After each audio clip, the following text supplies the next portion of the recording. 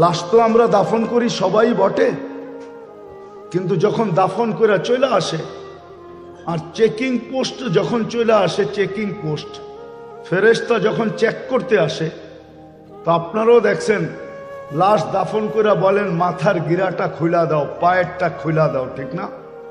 বলেন না? কি ফেরেশতা কি খুলা নিতে পারে না? কিন্তু নিয়ম হইল খুলা রাখো, ঠিক না? তো আইসা প্রথমে কাপড়টা সরায়া দেখবে, প্রশ্ন উত্তর পরে হবে, আগে দেখবে। কিন্তু দেখা যাবে আমরা রাইখা আসছি মানুষ, জালালউদ্দিন সৈয়দী রহমতুল্লাহ আলাইহি লেখছেন যে রাইখা বাড়ির দিকে পা বাড়াইতে দেরি, অনেকের চেহারা চেঞ্জ হইতে দেরি হয় না।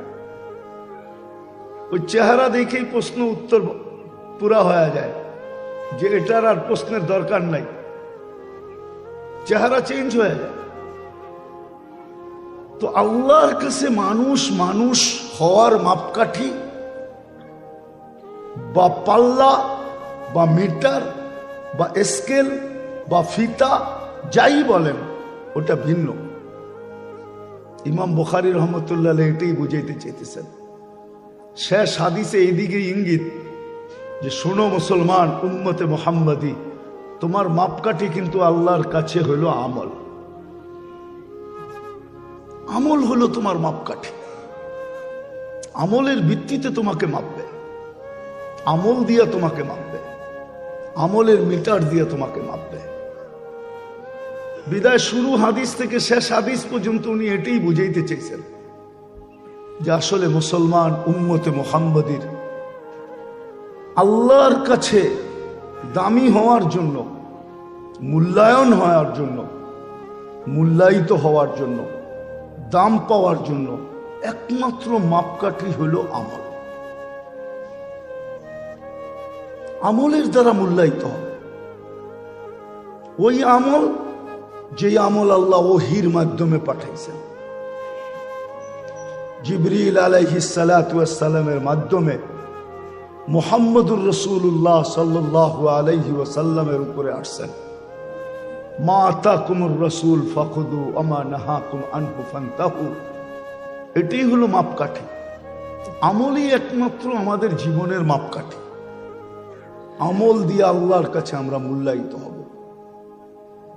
সত্য এটাই মেরে দোস্ত, দুনিয়াতে আপনি কতটুকু মূল্যবান, কতটুকু মূল্যায়িত, এটা দুনিয়ার ব্যাপার।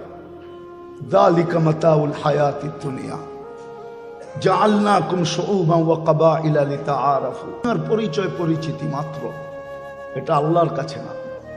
আল্লাহর কাছে যদি পরিচয় পরিচিতিওয়ালা হইতে হয়, মূল্যায়নের পাত্র হইতে হয়, তাইলে আমাকে আমল সঙ্গে নিতে হবে, সঙ্গী বানাইতে হবে। নিজেকে আমলের সঙ্গী, আমলকে নিজের সঙ্গী। বলবেন একজন মানুষের কি সব করা সম্ভব? না না, এটাও সত্য কথা, একজন মানুষের সব করা সম্ভব না। এই জন্যই তো আল্লাহ আল্লাহ রসুলের ইহসান এটা, এই জন্য এটাকে ভাগ করা হয়েছে।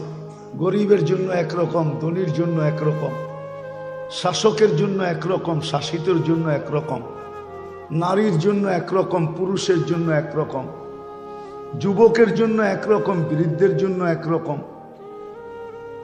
পার্থক্য আছে। পার্থক্য যে নাই এরকম নাই।